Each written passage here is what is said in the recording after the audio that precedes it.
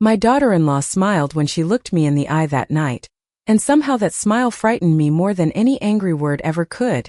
She raised her glass as though we were celebrating something, yet every instinct I had built over nearly 70 years whispered that I was the only person at that table who didn't know what was truly being celebrated. Then she thanked me for finally trusting her with everything, and my own son quietly nodded without looking at me. I almost asked what she meant, but something stopped me. It wasn't fear. It was the strange certainty that one careless question would warn them that I was beginning to see the cracks. So I smiled back. I let them believe I understood. I let them believe they had already won. What they never imagined was that before another week had passed, my daughter-in-law would be forced to face a truth she had spent years trying to bury, and when that moment arrived, the silence around our family dinner table would become louder than any accusation ever could. My name is Margaret Collins. I was 69 years old when I finally learned that betrayal doesn't always arrive with shouting, slammed doors, or cruel words. Sometimes it arrives wearing a warm smile, carrying a homemade pie, offering to refill your coffee before you've even asked. After my husband, Richard, passed away, everyone told me I was lucky to have such a caring son and daughter-in-law. Daniel visited every weekend. Olivia insisted on helping organize my paperwork, bringing groceries, scheduling appointments, and checking on me almost every evening. Friends from church often told me how blessed I was that my family stayed so close after my loss. I believed them because I wanted to.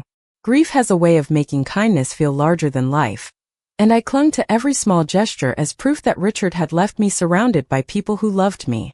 The first few months after the funeral passed quietly. I learned how empty a house could feel after 43 years of marriage. Richard's favorite recliner still faced the television. His reading glasses remained on the side table exactly where he'd left them. Every morning I brewed 2 cups of coffee before remembering there was no one waiting for the second one. Some habits don't disappear simply because life changes. They linger like echoes in rooms that suddenly feel too large. Daniel worried about me constantly, or at least that's what I believed. He called every evening after work. Olivia often took the phone and gently reminded me to rest more, avoid climbing ladders, and let younger people handle stressful decisions. She always sounded thoughtful, patient, and reassuring. Looking back now, I realize something that never crossed my mind then. Every conversation slowly moved in the same direction. She asked where I kept certain documents. She wondered whether I'd remembered to pay certain bills. She suggested simplifying my finances because, as she put it, no one should have to manage complicated paperwork alone after losing a spouse. At the time, those words sounded compassionate. Today, I can still hear them exactly as she spoke them, soft enough to comfort me, careful enough that I never questioned why every act of kindness seemed to bring her one step closer to every important part of my life. 3 days before that dinner, I woke up before sunrise the way I had almost every morning since Richard passed away. The house was perfectly still except for the quiet hum of the refrigerator and the familiar ticking of the old clock above the fireplace. I wrapped my hands around a warm coffee mug and stood at the kitchen window, watching a pair of robins searching the lawn for worms after a light overnight rain. Richard used to tell me those little birds always knew where to look because patience revealed what rushing never could. I smiled at the memory, although the smile faded almost as quickly as it came. Living alone had taught me that grief was not always loud. Most days it simply settled into ordinary routines until loneliness became as familiar as breathing. I watered the flowers on the front porch, folded a basket of laundry, and organized the pantry that no longer needed enough food for 2 people. Every room carried echoes of the life we had built together over 4 decades. Sometimes I caught myself speaking out loud, asking Richard whether he preferred chicken or beef for supper before remembering there was no answer waiting for me. Around 10 o'clock my telephone rang. Olivia's cheerful voice filled the kitchen before I even had a chance to say hello. She asked whether I had remembered my appointment with the insurance company next week.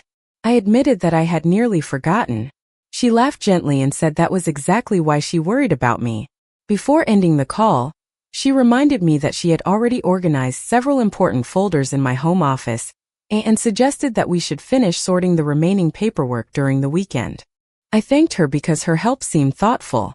Still, after I hung up, I found myself staring at the filing cabinet longer than usual. Something about the conversation lingered in my mind. It was not what she said. It was how naturally every discussion seemed to return to documents, accounts, signatures, and records. I brushed the thought aside and told myself I was becoming suspicious for no reason. Later that afternoon, I drove to the neighborhood grocery store. As I placed fresh vegetables into my shopping cart, I ran into my longtime friend Evelyn Brooks. We had known each other for more than 30 years through church volunteer work, and she was one of the few people who still looked at me the same way she always had, not as a fragile widow who needed constant supervision. We chatted about ordinary things at first, the unusually warm weather, the community bake sale, and the roses blooming earlier than expected that spring. Then her expression changed. She hesitated just long enough for me to notice. She asked how I had been handling all of my financial matters since Richard's passing. I answered honestly that Daniel and Olivia had been helping me stay organized. Evelyn nodded slowly, but she did not seem reassured. She glanced around to make sure no one else was standing nearby before lowering her voice. "Margaret," she said carefully, "there is probably a perfectly reasonable explanation, and I truly hope there is, but yesterday I happened to stop by the county records office to pick up copies of my property tax documents. While I was waiting, I overheard someone mention your family name." My heart skipped a beat.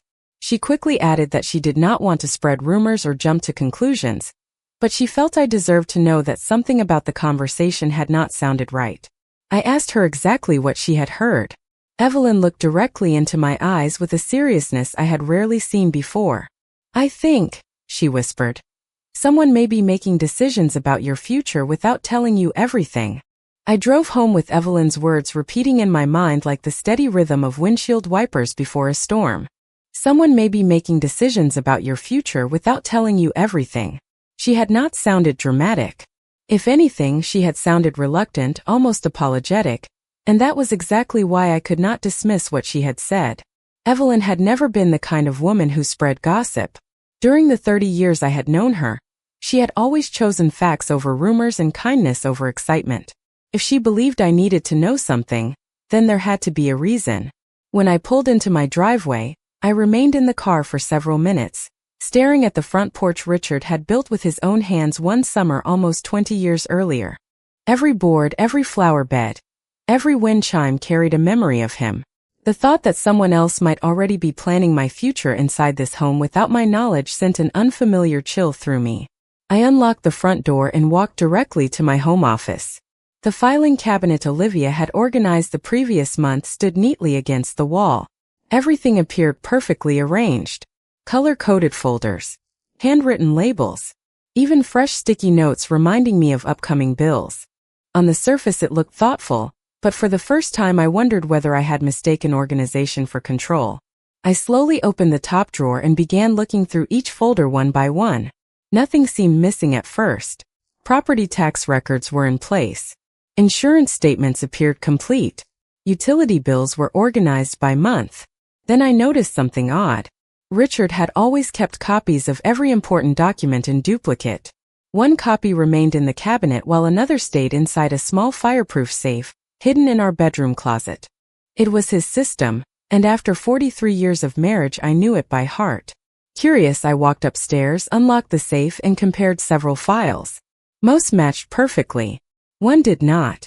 A recent bank statement inside the cabinet listed an account I did not recognize. The duplicate copy inside the safe was different.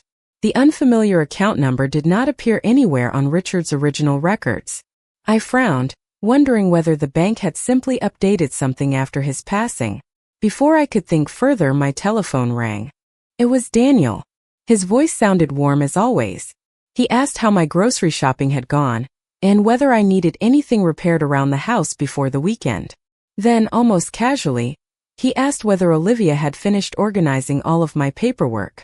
The question came so naturally that another person might not have noticed it. I answered that she had completed most of it, but that I was still looking through everything myself. A brief silence followed. It lasted only a second, yet it felt strangely heavy. Daniel quickly changed the subject, mentioning the weather and asking about my garden before ending the call. After I hung up, I looked back at the unfamiliar bank statement resting on my desk. Richard used to say that when honest people answer simple questions, they rarely rush to change the subject. I picked up the statement once more and carefully studied every line until one detail caught my attention. A mailing address had been updated just 6 weeks earlier. It was not my address. It belonged to a post office box across town, a box I had never rented, never visited, and never even heard mentioned before. At that moment I realized I could no longer comfort myself by believing everything was simply a misunderstanding. For the first time since Richard's funeral, I decided that before asking a single question, I needed to find every answer. I did not sleep much that night. Every time I closed my eyes, my mind returned to that unfamiliar mailing address and the quiet pause in Daniel's voice. Neither of those things proved anything on their own, but together they refused to leave me alone. The following morning I carried my coffee onto the back porch where Richard and I had spent countless weekends watching the sunrise. The old wooden swing creaked softly beneath me, just as it always had. I remembered one particular autumn morning nearly 15 years earlier when Daniel had stopped by unexpectedly after work. He looked exhausted from building his career, and I had insisted he stay for dinner. Olivia had been with him, newly married into our family, smiling warmly as she offered to wash the dishes without being asked. I remembered telling Richard how fortunate we were that our son had chosen such a thoughtful woman. Richard had smiled but said something I barely noticed at the time. He told me that kindness revealed itself through consistency, not convenience. I laughed and teased him for sounding like an old philosopher. Today those words echoed differently. As I replayed years of memories, small moments that once seemed harmless began fitting together in ways I had never imagined. Olivia had always been eager to help whenever paperwork was involved. She volunteered to organize tax records. She insisted on filing insurance claims after a hailstorm damaged our roof. When Richard spent 2 weeks recovering from knee surgery, she offered to manage household bills so we could focus on his health. Every offer had sounded generous. Every favor had seemed perfectly reasonable. I never questioned why she gradually became familiar with every account number, every password reminder, and every folder inside our home office. Richard had trusted people, but he also believed important responsibilities should never become invisible. More than once he encouraged me to remain involved in every financial decision, even after he retired. I could still hear him saying, "If one person knows everything, the other person should still know enough to ask the right questions." At the time I assumed he was simply encouraging good habits between husband and wife. Now I wondered whether he had been preparing me for a day he hoped would never come. My thoughts drifted to the months after his funeral. Olivia had gently discouraged me from worrying about complicated paperwork. She often said grieving people should not burden themselves with financial details. Daniel always agreed, usually with a quick nod before changing the subject. I had interpreted that as concern for my emotional well-being. Looking back, I realized something else had changed during those conversations. Decisions gradually stopped being discussed with me. Instead, they were presented to me after they had already been made. New insurance options, updated banking preferences, automatic payment schedules. Each individual change appeared minor. Together they formed a pattern I had been too heartbroken to recognize. That afternoon I opened an old cedar chest in my bedroom where Richard kept letters, photographs, and handwritten notes from throughout our marriage. Beneath a stack of anniversary cards I found a yellow legal pad filled with his careful handwriting. It was not a will or a legal document. It was simply a personal checklist he had created after retiring. One sentence near the bottom caught my attention immediately. "Never let Margaret feel like a guest in the life we built together." I traced those words with my fingertips until my eyes filled with quiet tears. Richard had spent 43 years making certain I always felt like an equal partner. Somewhere along the way after losing him, I had slowly accepted becoming an observer in my own life without even realizing it. That realization hurt more deeply than any suspicious bank statement ever could, because it reminded me that the greatest changes often arrive so gradually that by the time we finally notice them, they already feel normal. From that moment forward, I made one promise to myself. I would not accuse anyone until I understood the full picture. Richard had always believed that assumptions damaged families faster than facts ever could, and I intended to honor that lesson. If there was an innocent explanation, I wanted to find it. If there was not, I wanted every answer before anyone realized I was asking questions. The next morning I called the bank using the customer service number printed on one of my older statements. I intentionally chose not to visit the local branch because I did not know who might recognize my name.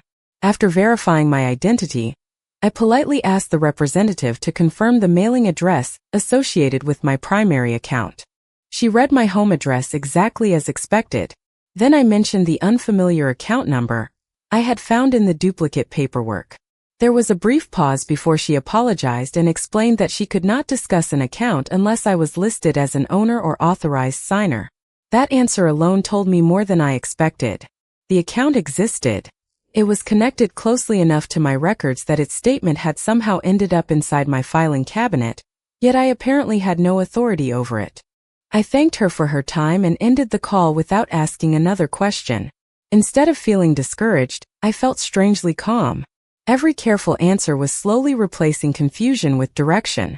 That afternoon I scheduled an appointment with the attorney Richard and I had used for many years, Thomas Bennett. I did not mention my concerns over the telephone.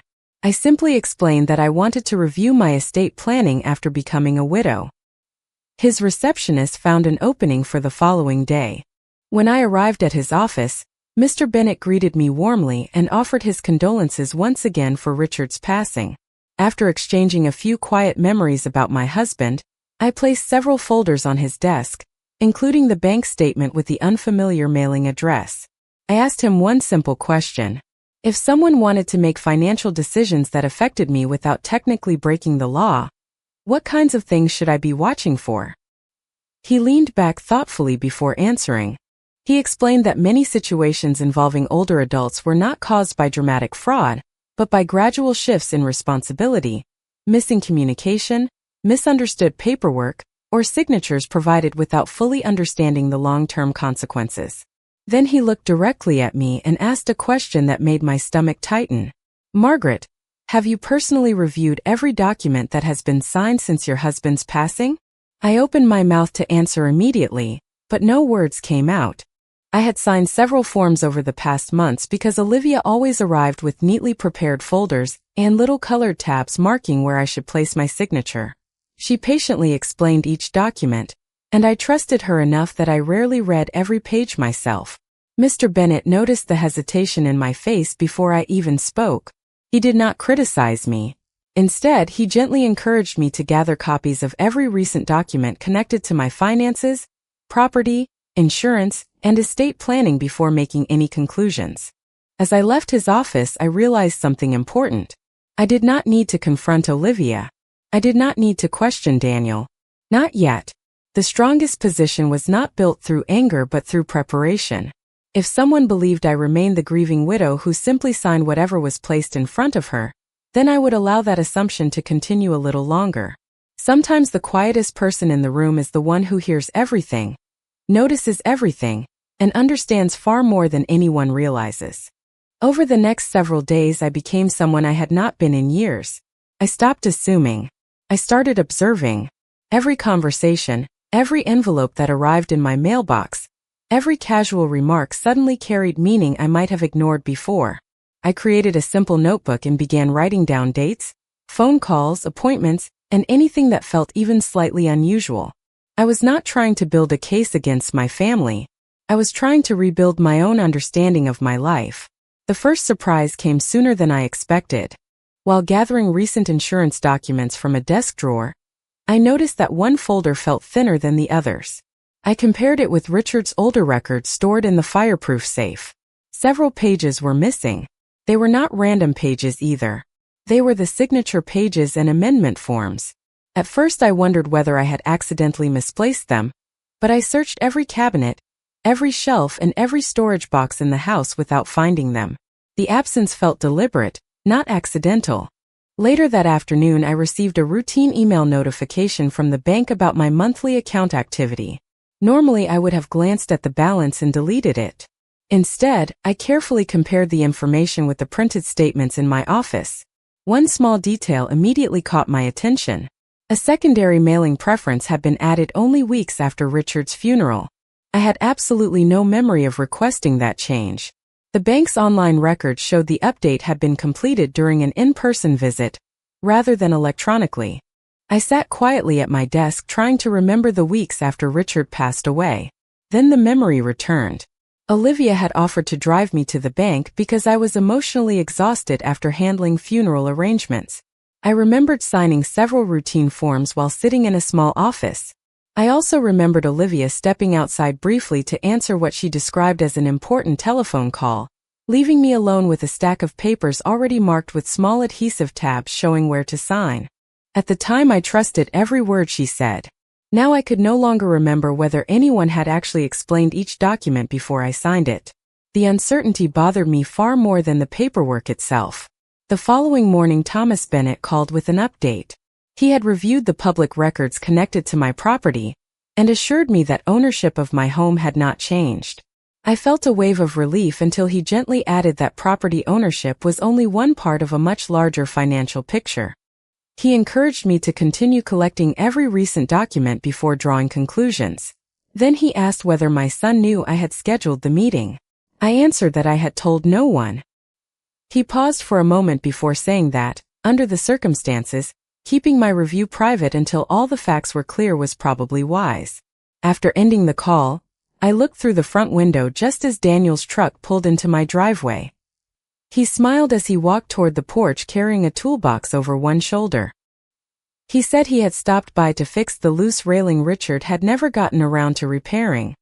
His kindness looked genuine, and my heart ached because I wanted so badly to believe nothing was wrong.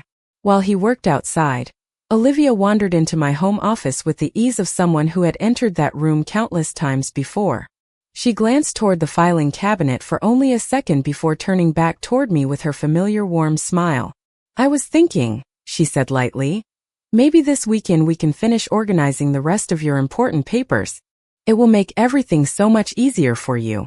I smiled just as warmly and thanked her for the offer. Inside, however, I realized something had quietly changed.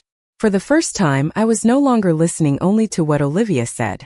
I was paying close attention to what seemed most important for her to find.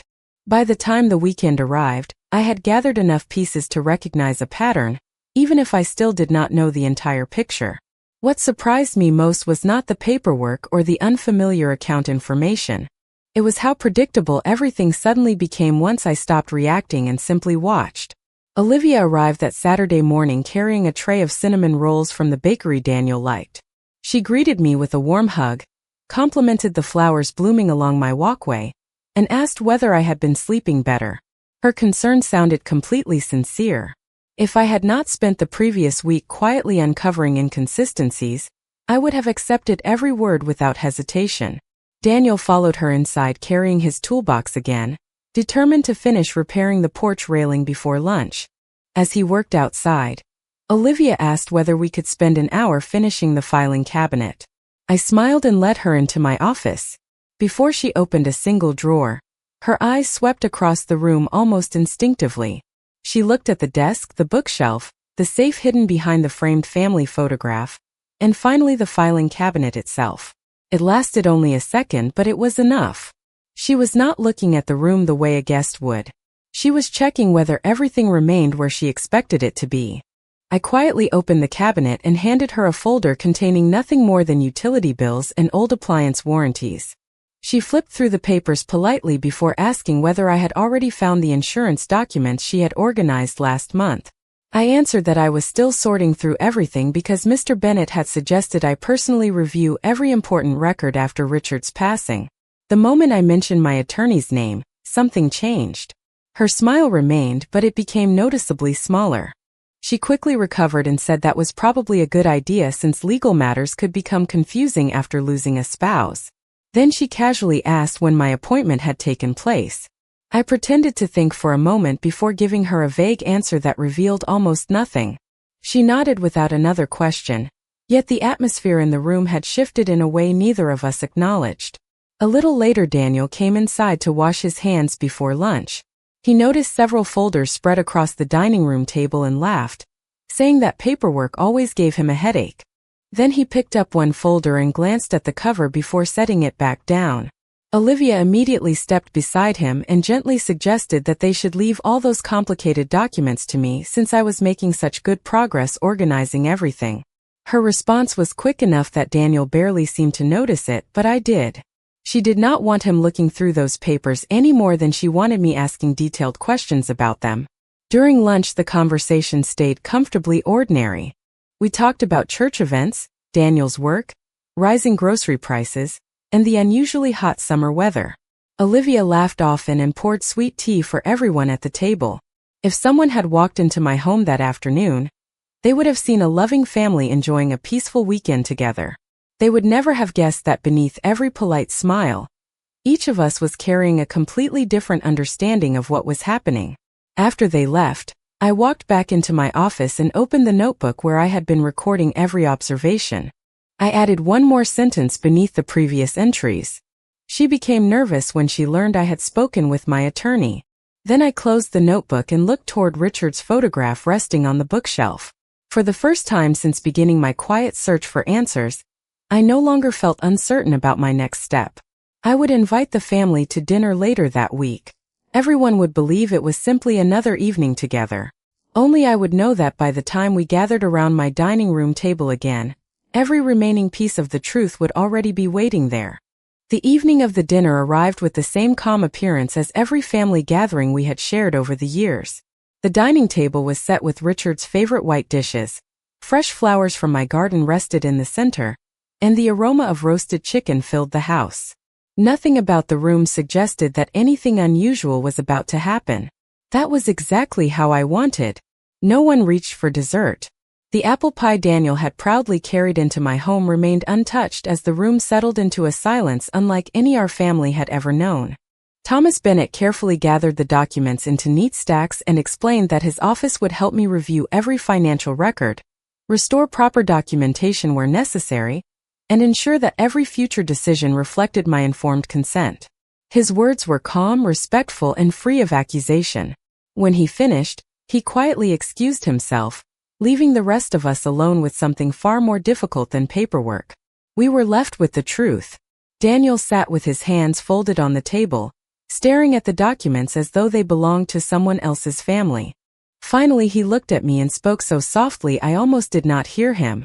He said he had trusted that everything Olivia handled was simply making life easier for me. He admitted he had rarely asked questions because he believed helping me meant allowing his wife to manage details she seemed to understand better than he did. I could see genuine regret in his eyes. He was not defending himself. He was recognizing how easily good intentions can become carelessness when trust replaces attention. Olivia remained quiet for several moments before speaking. She insisted that she had never intended to hurt me. She said she believed taking control of paperwork was the most practical way to protect everyone from unnecessary stress after Richard died. She admitted that she had gradually begun making decisions without discussing every detail because she assumed it was more efficient. Whether those assumptions began with kindness or convenience no longer mattered. Somewhere along the way she had forgotten a simple truth. Helping another person never means quietly taking away that person's voice. I listened without interrupting. When she finished, I thanked her for being honest enough to speak. Then I looked at both of them and said something Richard had repeated throughout our marriage. Respect is not measured by how much responsibility someone gives you. It is measured by how carefully you return that responsibility to the person who owns it. No one answered immediately. There was nothing left to argue about because the issue had never been a single document or one unfamiliar mailing address. The real loss had been much deeper.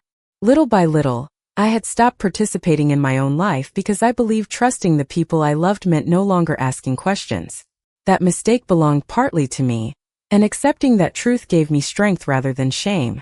Over the following weeks, every account, policy, and legal record was carefully reviewed with professional guidance.